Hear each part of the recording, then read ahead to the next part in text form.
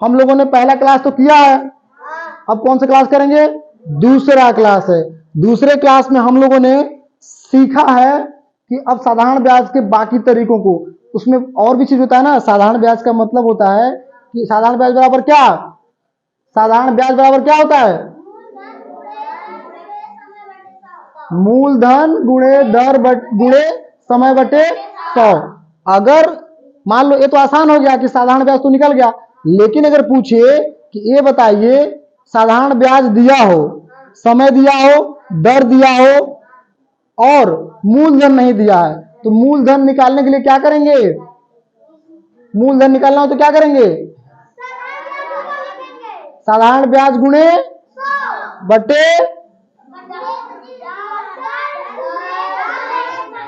दर गुणे समय। यानी कि जो पूछे जैसे मान ले दर पूछ लिया तो उसको एक साइड में लिखेंगे, बराबर का चिन्ह लगा के ऊपर साधारण ब्याज गुणे 100 और बाकी जो जो दो चीजें होती है ना, कौन कौन सी?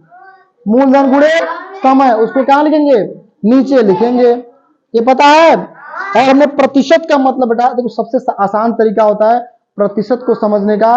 प्रतिशत का मतलब होता है प्रत्येक 100 पर, प्रत्येक, जैसे हम कहें कि 5% ब्याज के दर पे, 5% वार्षिक ब्याज के दर पे 1000 रुपए उसने एक साल के लिए उधार दिया। क्या किया? तो 5% मतलब 5 रुपया कितने पे? 5 रुपए कितने पे? 100 पे कितना? 5 रुपए। अरे भाई 5% है ना, 5%। 5 मतलब क्या होता है? 5%। प्रति मतलब शत मतलब, यानी कि प्रत्येक 100 रुपए पे कितना? 5 क्या रुपए? 5 रुपए। अगर कहें 10% मतलब कितने पे? 100 पे कितने रुपए? 10 रुपए। कितने समय बाद? एक साल बाद। वार्षिक है तो एक साल बाद। ठीक है, 100 रुपए पे कितने मिलेंगे? 5 रुपए अतिरिक्त मिलेंगे। और 10% हो तो कितने मिलेंगे? 10 रुपए अतिरिक्त मिलेंगे। अगर 20% हो तो कितना मिलेगा? 20 रुपए अतिरिक्त मिलेगा ना। मान लो हम कहें कि 5% वार्षिक ब्याज के दर पे 100 रुपया एक साल के लिए उधार दिया। अब एक साल बाद उसे कितना रुपए मुझे वापस करेगा? 20% बोले हैं, कितना वापस करेगा? 120। तो प्रतिशत का मतलब समझ में आया? प्रतिशत का मतलब होता है 100 रुपए पे उतना रुपए जितना प्रतिशत है। ठीक है, अगर मान लो 1000 रुपए किसी को उधार दीजिए, कितना? 1000 रुपए किसी को उधार दे रहे हैं, तो 1000 देखिए 1000 है ना। अब 1000 में कितने 100 के नोट होते हैं? 10 होते हैं ना, ऐसे 10 हो जाएंगे। कितना हो गया?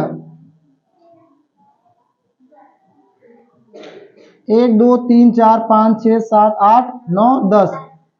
1000 में कितने 100 के नोट होते हैं? हम कहें कि 5% वार्षिक ब्याज पर 1000 रुपए एक वर्ष के लिए दिया। कितना दिया? कितने समय के लिए? एक वर्ष के लिए। तो हम बताए ना कि प्रतिशत का मतलब होता है कितने रुपए पे? कितने रुपए पे? 100 रुपए पे। 10% बोले तो 100 रुपए पे कितना मिलेगा? अब 1000 पे कितना मिलेगा? देखिए, इस 100 पे 10, इस 100 पे 10, इस 100 पे 10, ऐसे ऐसे 100 पे कितना कितना मिलेगा? 10 रुपए मिलेगा। अब 10 है 100 के नोट, तो साल भर में कितने मिलेंगे? 100 रुपया। कितना? 100 रुपया मिलेगा ना। तो भाई 1000 में कितना और मिलेगा? तो कितना हो जाएगा? कितना हो जाएगा? 1100। यही तो मतलब होता है। अब साधारण ब्याज निकालेंगे सूत्र ना, तब भी वैसे ही आएगा। जैसे देख लो, 100 गुणे 5 गुणे एक साल के लिए ना। अब 100 से भाग दो, कितना आया? 10% था ना। हाँ तो 10% तो करो, गुणा करो, कितना आया? 100 रुपया अतिरिक्त हुआ ना। यही तो ब्याज है। और कितना रुपया उधार दिए थे? 1000। और कितना ब्याज मिल रहा है? तो कितना हो गया टोटल? कितना वापस मुझे करेगा?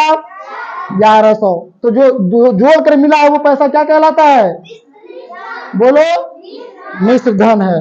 ठीक है, अब यहाँ पे एक हम सवाल दिए हैं कि दिनेश ने शौचालय बनवाने के लिए बैंक से 15,000 रुपए 15% वार्षिक ब्याज की दर पर ऋण लिया। 3 वर्ष बीतने पर दिनेश बैंक को कितना धन वापस करेगा? इस सवाल को करने के लिए मैं मोहित को बुलाऊंगा। मोहित आओ, इसमें करके दिखाना है। लो आओ करके दिखाओ, तुम ही करके दिखाओ। करो, मैं बताऊंगा। लिख दूं? क्या लिखना पहले बताओ? साधारण ब्याज लिख पाओगे? साधारण ब्याज को मान लो हम लिख देते हैं ऐसे। लिखना नहीं, लिखना भी सीखो थोड़ा। साधारण ब्याज लिख दिए। आगे करो, कैसे करोगे? करके दिखाओ।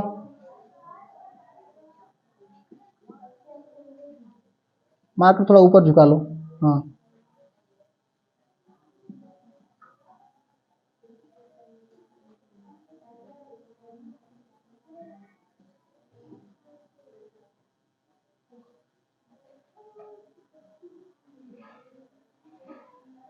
आराम से करो ना, कोई जल्दीबाजी नहीं है।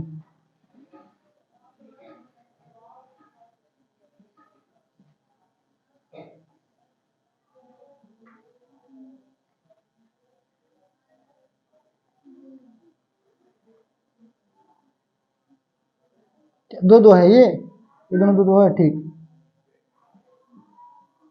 अब 3 से गुणा करोगे। आराम से करो, देख लो गलत तो नहीं है। ठीक है, 3 0 0 3 5 15 3 दूना 6 और 1 7 3 दूना 6 और 6 हासिल नहीं है तो 6 होगा। ठीक है, 6,750 यहाँ पे बराबर से यहाँ लिखा जाता है। लाओ लिखो।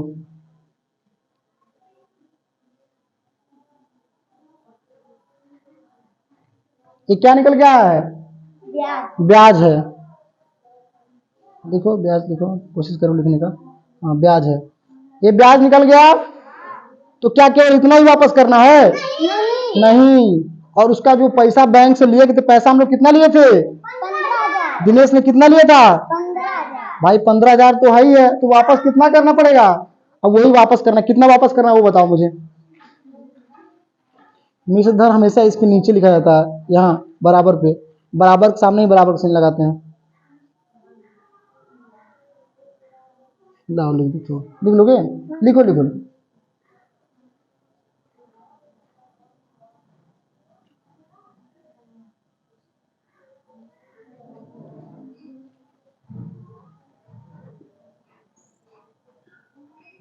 तो फिर से रिपीट कर दो, नहीं तो पता नहीं चल रहा है।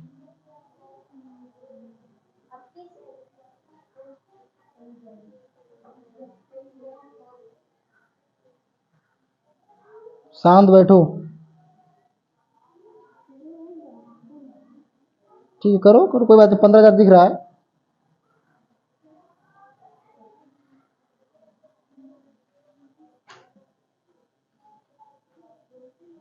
जोड़ो कायदे से उसको।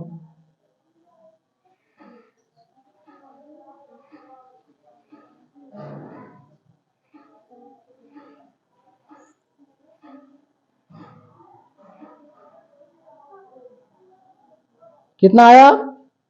21,750। 21,700। ये क्या है? ये क्या करना पड़ेगा हमको? वापस करना पड़ेगा। किसको? हाँ बैंक वाले को। यानी बैंक से शौचालय बनाने के लिए दिनेश ने 15,000 रुपए लिया था 15% वार्षिक ब्याज दर पर, और 3 वर्ष तक अपने पास रखा, उसका इस्तेमाल किया, शौचालय बनवाया।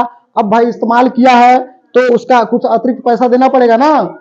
बैंक वैसे तो पैसा देगा नहीं, तो वही जो अतिरिक्त पैसा उसको देना पड़ रहा है वही क्या है? ब्याज है। क्या है?